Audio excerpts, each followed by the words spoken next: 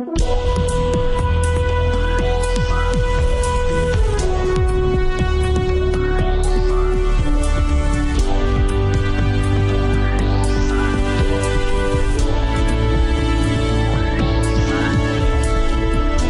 to Real Money Talks, how to make money, manage money, and invest money.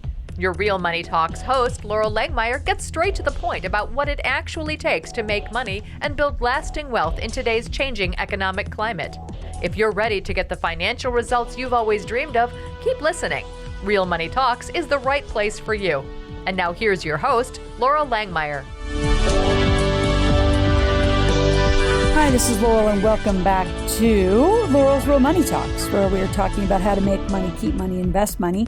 And this is a hot topic. You talk about the wild, wild west. I can tell you it is here. It is called the medical marijuana and recreational marijuana industries.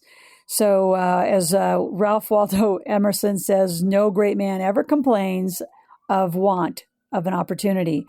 See, does money grow on, weed, and does money grow on trees? And there's weed etiquette on TV now. I mean, it is a growing industry. It is like, the alcohol, it was the tobacco, it's the gold rush, it's equity crowdfunding, and it's here, and it's going to happen. So it's not a matter of whether you believe it or not. It is a business model that is extraordinary. One of my earlier clients wasn't available for a podcast today, but I'm going to be bringing her to a podcast. Her name is Jennifer Murray, just a beautiful woman, and she started the largest medical marijuana lab in Colorado. And did an extraordinary business with it. Colorado and Oregon, the most open. California, one of my dear friends, owns one of the early dispensary licenses. Here in Nevada, where I live, the casinos bought them up. I call it the casino mafia bought them up very quickly. So restricting some barriers to entry. It is not federal. There are a lot of podcasts. There are daily messages. And this community is forming, whether you like it or not. It's going to happen. So I just want to kind of put it out there and, let's have a conversation about it. Money, like it's an enormous, it's a multi-billion-dollar, if not trillion-dollar industry. And, fortunes are made on many other plants today. But, the new gold rush, like I said, it's underway in the states that have cannabis that have been legalized for medical and or recreational use. So the majority of Americans live in states with such policies. Modern day, 49ers of every entrepreneurial stripe are looking to strike it rich. So whether you're a grower or you're a dispensary, whether it's delivery or drive up, it's incredible growth and race. It's a kind of a race to the finish line. It's the case of thousands of men who went, for centuries to pan their way to riches, in Sutter Mills, just like, in the gold rush, to find wealth in the cannabis business. It's an interesting one, and people bump into a lot of roadblocks. So the failure is arising from those who grow the plants to simply, do the process. It's just relentless intricacies of managing a successful business. So it is a very complex business. Banks will not take the money. Merchant services won't take your money. It's a cash business with what used to be an illegal substance. And ever changing aspects of compliance, which, prove all the way down to the county levels. So some counties from states to the feds all have a different opinion on what's going to be happening and how it's interpreted. So while some have adequate capital to launch the initial, steps required to have a cannabis business, few have the managerial acumen or the business expertise to sustain it.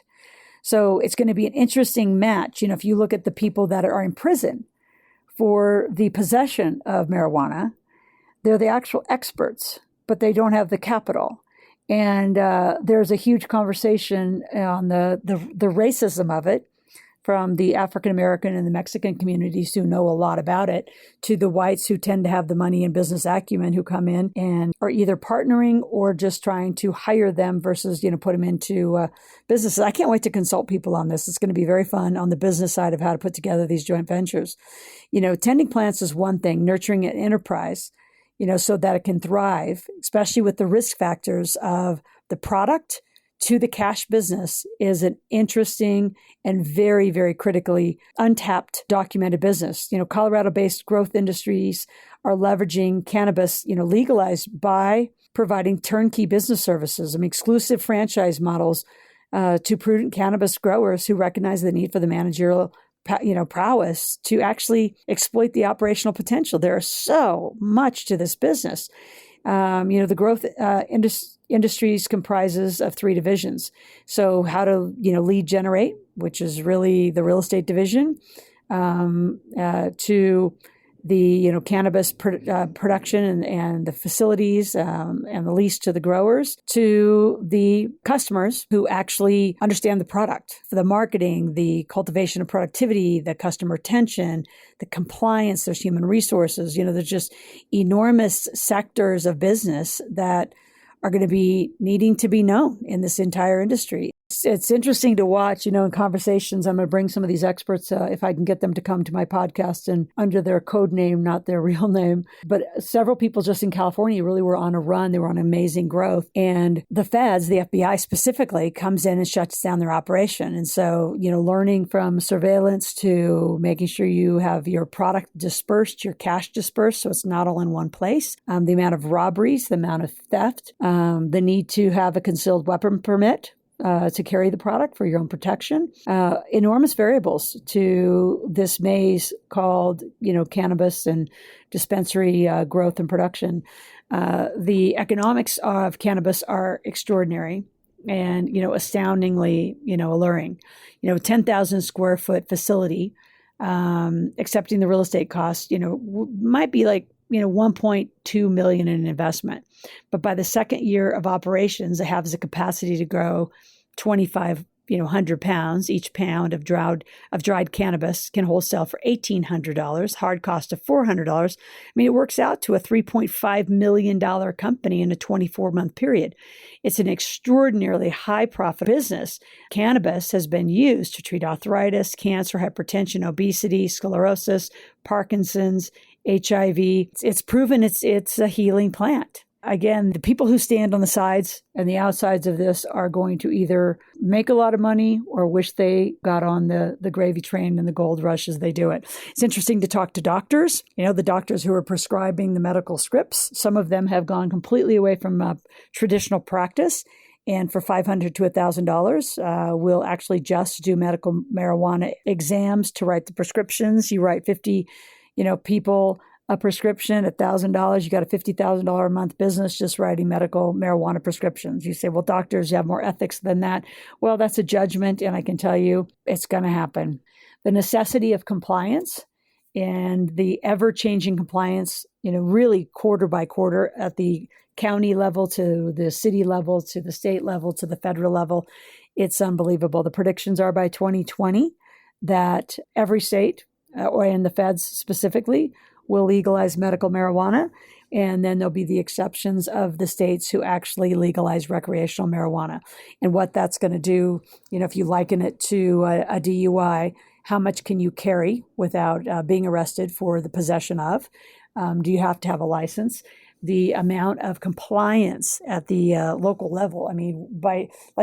Think about when they took our alcohol drinking level to 21, which is ridiculous because we send our guys to war and they can have guns and they can do everything but drink until they're 21. Interesting. Most other countries are at 18 years old when they deem, someone to be an adult. So when you think about the drinking laws and the compliance of just the drinking laws and the DUI and the minors in possession to the same laws that are going to have to come into effect and be detailed and educated to the local authorities. There's an enormous amount of work and education and structure that has to be put into this industry. All that being said, I'm in. I want to really be on the finance side of this. I want to be on the investor side of this. It is going to be a gold rush to the finish line and looking at doing it. So any of you that are out there that are interested, go to AskLaurel.com, put in your name, phone number, and email, and let's get a conversation going at Ask Laurel. I'm going to be bringing, as you continue to listen to my podcast, as well as, stay tuned on my Ask Laurel site. Once a month, I do a lot of question answers, and I'm going to start questions and answers as well. I'm going to be bringing more and more guests to just, let's start these controversial conversations. It's a very controversial investment. I love it. I'm excited about it. And I'm passionate about helping any of you invest in legal, ethical, investments. And I say legal and ethical because I'm curious what side you stand on. So give me some feedback. Go to AskLaurel.com where we have the conversation about money. In the question box, say you want to have a conversation, you're interested, you'd like to be part of this group and consortium that I'm putting together that's going to support it. You're at Laurel's Real Money Talks. We'll be back soon. Stay tuned for my guests that'll be here in the cannabis conversation quite soon in the next few weeks. Talk soon.